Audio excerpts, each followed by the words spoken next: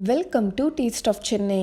இன்றைக்கி நம்ம ரொம்ப டேஸ்டி அண்ட் ரொம்ப ஹெல்த்தியான கோதுமை ஹல்வா எப்படி செய்கிறது தான் பார்க்க போகிறோம். இப்போ வாங்க ஸ்டார்ட் பண்ணலாம். இன்றைக்கி நான் வெல்லம் யூஸ் பண்ணி தான் செய்ய போகிறேன். 1/2 கப் கோதுமை மாவுக்கு 1/2 கப் வெல்லம் எடுத்திருக்கேன். ஸ்வீட் ரொம்ப வேணும்னா இன்னும் கொஞ்சம் வெல்லம் நீங்கள் சேர்த்துக்கோங்க. அதில் 1/2 கப் அளவுக்கு தண்ணி ஊற்றிக்கிறேன். இப்போ இது நல்லா கரையிற வரைக்கும் கொதிக்க விடுங்க. வெள்ளத்தில் கொஞ்சம் தூசிலாம் இருக்கும். ஸோ வெல்லம் கரைஞ்சதும் இதை வடிகட்டி தனியாக எடுத்து வச்சுருங்க. இப்போ இன்னொரு பேனில் 100 கிராம் அளவுக்கு நெய் சேர்க்குறேன். நெய் சூடானதும் ஒரு 1/2 கப் அளவுக்கு கோதுமை மாவு சேர்க்குறேன். இப்போ கொஞ்சம் நேரத்துக்கு சிம்லே வச்சு இந்த மாவு நல்லா ஃப்ரை பண்ணுங்கள். நெய் உங்களுக்கு இன்னும் கூட அதிகமாக சேர்க்கணுன்னா கூட நீங்கள் சேர்த்துக்கலாம். மாவு நல்லா நெய்யில் ஃப்ரை ஆனதும் நல்லா வாசனை வரும். இப்போ 1 கப் அளவுக்கு சுட தண்ணி சேர்க்குறேன். தண்ணி நல்லா சூடாக இருக்கணும், அப்போ தான் நல்லா வரும். கைவிடாமல் மிக்ஸ் பண்ணிகிட்டே இருங்க. கொஞ்சம் கூட கட்டி இல்லாமல் இதை நல்லா மிக்ஸ் பண்ணி விட்டுருங்க. இப்போ நம்ம ரெடி பண்ணி வச்சுருந்த அந்த வெல்லம் தண்ணியும் சேர்த்துக்கலாம்.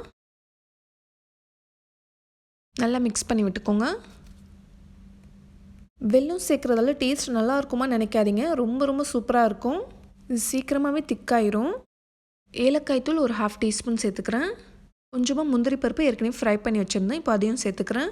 ஹல்வா நல்லா பேனில் ஒட்டாமல் வர வரைக்கும் இதை நல்லா மிக்ஸ் பண்ணி விட்டுட்டே இருங்க. பாருங்கள், பேனில் ஹல்வா சுத்தமாக ஒட்டவே இல்லை. எந்த சைட் திருப்பினாலும் அப்படியே ஒட்டாமே வருது பாருங்கள். இந்த மாதிரி நெய் பிரிஞ்சு பேனில் ஒட்டாமல் வந்துச்சுன்னா உங்கள் ஹல்வா ரெடி ஆயிடுச்சுன்னு அர்த்தம்.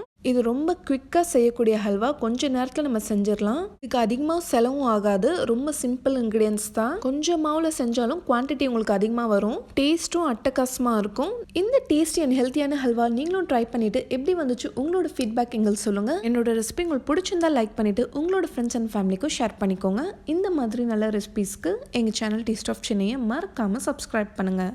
நாளைக்கும் இதே மாதிரி வேறொரு இன்ட்ரெஸ்டிங்கான ரெசிபியில் சந்திப்போம். தேங்க்யூ ஸோ மச் ஃபார் வாட்சிங்.